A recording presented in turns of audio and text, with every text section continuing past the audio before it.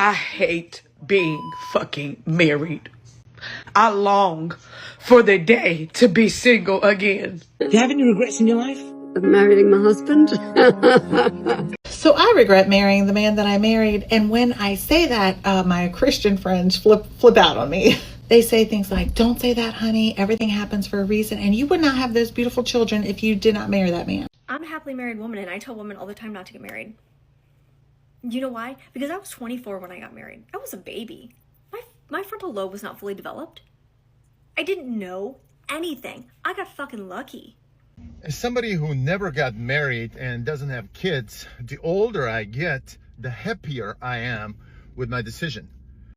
Sometimes in marriage, you are not the choice. You are just an option. Some men marry for convenience. A lot of married women have come out now to cry, to express themselves, letting us know that they regret getting married. Some men are not marrying you because they really love you.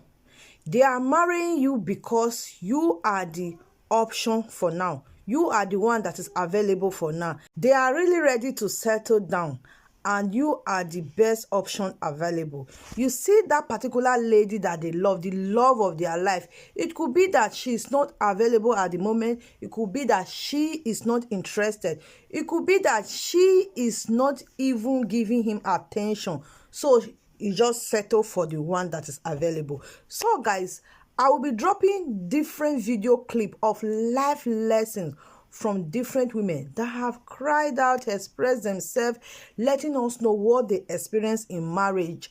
And Do you have any regrets in your life? Of marrying my husband. Why? Oh no, it was I moved to Australia for him. No, he ripped me off financially. He left me with nothing, basically. So yeah, what led to the breakdown? I mean, he went off with another woman, you know, and then that wasn't good enough for him, but I kind of bought most of the place we lived on, and he gave me very little for it, which left me in debt in Australia, and I decided to come back. How did that affect your mental health, that level of betrayal? Well, I was pretty fucked up at the time. You know that old Chumbawamba song, I get knocked out, but I get up again. You have to, what else are you going to do? You know? Then if you could, maybe final question, if you could leave the people with a source of wisdom, something that kind of governs you in your life, what would be your message to the people? Oh, you always have to get up again. You always have to carry on, and you have to go on. Otherwise, what's the point? You know, life is life. You just have to keep living. I hate being fucking married. I long for the day to be single again. The only thing that's causing me to stay and stick it out is because I've been a housewife for 10 years. And to get back out there in the workforce with a mental illness, there's some fears that I have. But I literally do hate being married. So y'all know how I say that I always use my content to push my pain into purpose, make y'all laugh. A lot of this pain is connected to my marriage. A lot of it. I just try my hardest not to put it out there, and I'm still not going to go into details. But just know that this shit is not fucking gold. And no matter how much I try, no matter what I do, at the end of the day, I still just want the fuck out. I want to be single. I know I can love myself better alone than anybody can love me with them. I love who I am, but I do not love who I am with this person. I hate being fucking married. And on my life, once this shit is over, I would never fucking get married again. Marriage is the worst thing that has ever happened to me, and I regret marrying. Like, I regret with everything in me. I regret marrying. I wasted my youthful age, I wasted my school age to get married to someone whom I thought loved me, not know it was all camouflage. My parents were against it at the beginning because I was in the university right then. My parents were against it, but I said no, I will get married. And then I forced myself to get pregnant because I know when I got pregnant, there is nothing they can do. I got pregnant and they allowed the man to marry me, and today here I am. Nothing is going on for me. Everything is stagnant. The man I thought loved me has become my worst nightmare.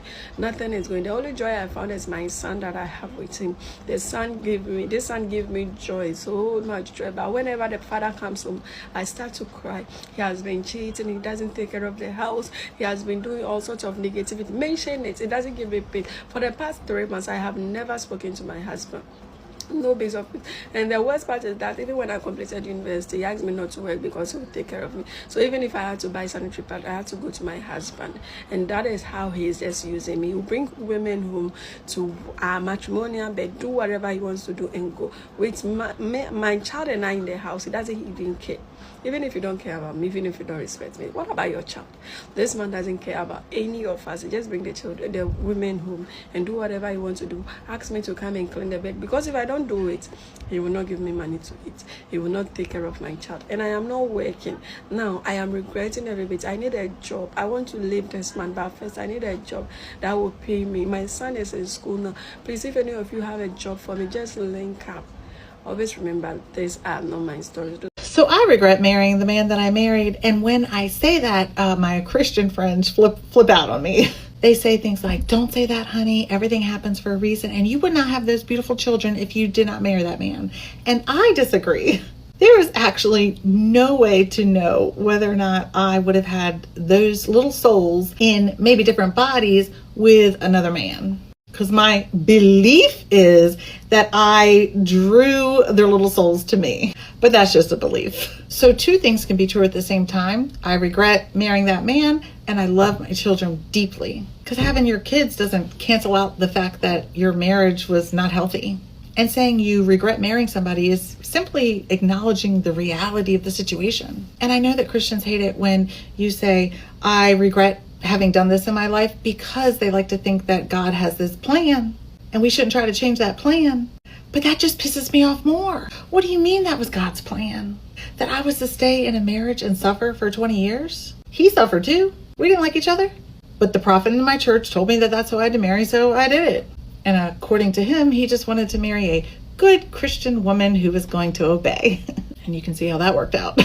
Ladies, if a man gives you a ring and proposes marriage to you, it's because he's done playing the field. He's done trying to get all the ladies. He's maybe balding a little bit. He can't get the ladies anymore. So now he has to settle down. And settling down means finding somebody who's available that likes him enough to put up with his shit. And then he makes you feel special with a ring. He just needs access to a woman's body for the rest of his life. He can't go out and play the field and get the women he used to, so now he'll get married, because marriage is making sure you have it, because it's getting a little scary out there when I can't pick up these ladies, so I better settle down and get married. Marriage for a man is just maintaining access to a lady's body, to making sure they always have access to that, because they need it, because they will go crazy without access to a lady's body. They're extremely borny. All the way up until the day they die. Just borny, borny, borny. So marriage is to make sure that you stay and sleep in his bed, and he always has access to a lady's body. He's done trying to find, like, what kind of hot lady I can get that was cool. Now what other kind of hot lady I can get. He can't get the hot women anymore, so he's settling down and getting married to you. It's not an honor. It's not an accomplishment. You're literally just a free Bex worker when you get married. A man can marry you and not want you. A man can literally, I'm not playing, marry you, and you're not the woman he really wants. You are the one he has settled for when he was ready to be married. If ever the woman he really wants to be with, the woman he really wants to marry, ever becomes available, he's going to either move around from you, cheat on you, still be married to you. Some of these men will do this. I'm a life coach. I've been a life coach for over a decade. 40% of my practice have been men, and over the years these men have shared these things with me. There have been men that I have worked with that have been married in partnerships, long romantic relationships with women they never wanted, with women they settled for because she was a good woman. She did what she wanted. She did what she needed to do to be a good woman to him. She cooked, she cleaned, she took care of the kids, she took care of the house. But the minute that the woman that they really wanted became available, they started tricking off on the woman that they have been with. A man will be with you for years and you're not the one he really wants to be with. This is a little bit different than that video I put out about you may be his second choice. You may not have even been a choice, because the woman he wanted probably moved around from him because he wasn't shit. He probably fucked it all up. And then he settled for you, a placemat, a placeholder. That doesn't mean you're not worthy of love and doesn't mean you're not a good woman. But if you are at all confused in your relationship, if that man leaves you confused, if you don't know where you stand, if you know that he's not coming home at night, if you know you want to always check his phone, you want to check his location, you want to check his socials, you spend your time stalking his ass, you know the answer to all of your questions already. Move the fuck around. Do not waste your good years, your good life, your good beauty on a man that doesn't deserve you and that doesn't even want you. I love you. Sometimes your biggest hater is your husband. Let me tell you why. This woman made a video where she shared that her husband of 17 years told her that the biggest mistake he ever made was getting married to her. And she has to make peace with the fact that her husband never liked her. She was with this man for 20 years, married for 17. They have children together. They have a home together. And this man told her that the biggest mistake he ever made was getting married to her. What was even crazier was the fact that there were women in the comment section saying that they have experienced the exact same thing. So many women had similar experiences. This is an epidemic. Women are finding out that these men do not like them, but they got married to them. They had children with them. They bought homes together. They have investments together. And they never liked those women. This is one of the most diabolical things to experience. Finding out that the person you've spent over 20 years with never liked you. And he had the gall, the audacity to tell her that the biggest mistake he ever made was getting married to her. She even shared that she was jumping through hoops to get this man to see her, to value her. She tried to show interest in his hobbies. But no matter what she did, he despised her. It is heartbreaking. It is heartbreaking listening to women share their experiences with these men. It is also terrifying because you can't help but think, what could those men have done to them in those relationships? Because if you don't know that you're sleeping with the enemy, then you're probably unaware of ways this person could probably try to unalive you. If you're in your late 20s or early 30s and you're single and unmarried, then this is for me and you. If you're sad or you feel pain that you are single, you're unmarried, you have no relationship going on, trust me, the pain you feel now is nothing as compared to the pain of marrying the wrong person. I'm very single. I'm just saying it because I see people and I know it's not easy. Ending up with the wrong person is nothing you should even wish for your worst enemy. As somebody who never got married and doesn't have kids, the older I get, the happier I am with my decision. Specifically, not getting married. Everywhere I look, I see divorce. Everywhere. It's very rare that somebody is married long-term and happy. Usually the people who are married after, I don't know, a couple of years, they're miserable. And most of them get divorced. Some of them stuck it out because of the kids or whatever the reasons are. The woman I married is not the woman I have loved the most. Right. What the f is going on? I've been with my wife for 14 years. She's an amazing spouse, partner, mother, and I'm happy with the beautiful family we've made. That being said, my one true love is a woman I was with right before I met my wife. This woman and I dated for 3 years. She changed my life. She introduced me to so much. She was the only person I trusted enough to pour my heart to. Even my wife, I can't do this with. And She was my perfect match, compatible in every way. No one has made me laugh like her, made me feel pure, unadulterated happiness as much as she has. And I've never been with a lover that I felt as physical and emotionally connected as I am with her. If there are soulmates, she was mine. The short time we were together, we planned out our lives together forever. Unfortunately, she needed to leave the country. Her parents were in an accident that killed her father, leaving her mother in need of care. I was serving in the military, fresh out of college, and I couldn't go with her. We tried to make it work, but it became clear we wouldn't be together for at least another 3 years. She became more withdrawn after the accident and resented me for not being able to be with her. I could feel the separation was slowly destroying us, so I set her free. The best thing for the both of us. Don't think I'll ever forget our time together. As much as I love my wife, I know the love between us is not as real as me and my ex. I married my wife out of convenience. And because, hey! I know! This is horrible! A few years back, I got in contact with my ex again. She's married too with kids, but she's also never forgotten and is still in love with me and wishes things could have been different. If you are a young lady listening to this video that have not married, You really need to learn some lesson from these stories. Don't just use it to entertain yourself. You really need to know when and how to organize yourself. You really need to know who is the right person for you. Don't just listen to I love you. You have to investigate with different strategy to know if this person that you are about to end the rest of your life with, if this person is choosing you or this person is just using you as an option because he is ready to settle down. Most men, they marry out of convenience, not out of love. And when they don't get that convenience, you know what happens? The version of love that these most men, not all men, but most men have is really shallow. It's really not that deep. It's really different from the one that women have. That soul connection, it's really different. And it's really revolved around what she actually looks like or what she can do for him. But the thing is, we all grow old. We all lose our looks, right? We do. We get wrinkly. And at some point, what if you can't be convenient for him anymore? You know what he's going to do? He's going to go to someone younger and someone who is convenient for him, someone who will listen to him and everything, someone who wouldn't fight back, someone who's younger, someone who understands less. And that's the thing. And that's why most men who they marry for convenience and years down the line, they're with someone else. So make sure you're not marrying the man with the convenience, who's marrying you for the convenience, but he's marrying you, for love. See, pray against people that don't love you, but they still don't want to leave you. They don't want to stay with you, and they don't want to go. They just want to be there. They don't have any mindset of loving you, and they don't have any mindset of leaving you. Pray against those people, because those people, they are going to mess your head up. They will mess the way you think about yourself. They will mess with your self-esteem. They will mess with your self-worth. They will mess with your self-respect, because they will keep giving you shit. They will keep dealing with you, doing all manner of shit to you. But because you want to keep them, you keep trying to do things to please them.